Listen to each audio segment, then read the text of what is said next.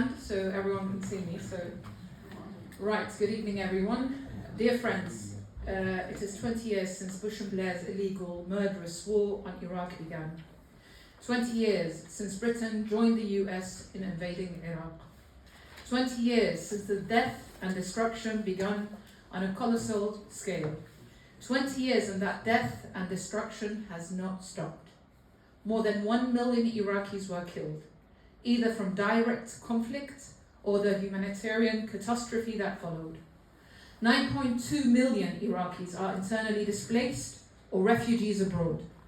In Fallujah, the city continues to report disproportionate rates of birth defects among the children as a result of the chemical weapons used in Iraq. We also mark 20 years since we joined our friends in Stop the War and CND to organize the biggest march in modern British history in opposition to the war. We saw 2 million people bring London to an absolute standstill. A march that's brought all sectors and walks of life together. Peace activists, school students, faith groups, actors, trade unions, and more. They joined approximately 30 million people worldwide, demonstrating on almost every continent. Every part of civil society and people from all walks of life marched with a unified purpose and message. The war in Iraq was one of the gravest crimes of our time, a crime of unfathomable proportions based on a pack of lies.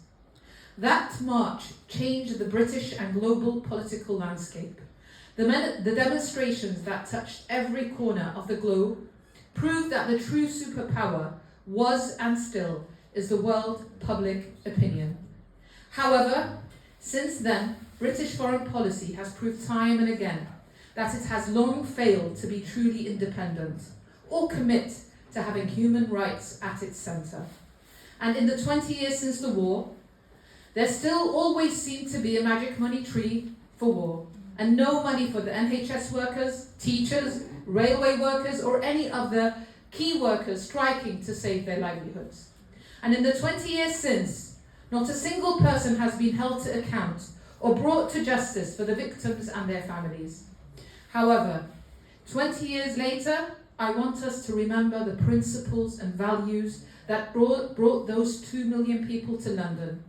Many of us in this room took part in one way or another to make that possible.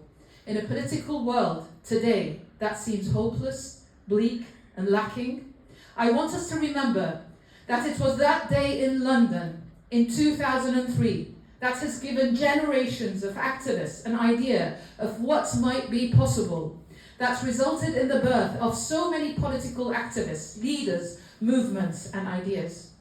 I want us to hold on to those values and principles because we are in this for the long run. We must not and cannot stop marching and demanding accountability for the Iraq war, but also for a more peaceful and just world. Thank you.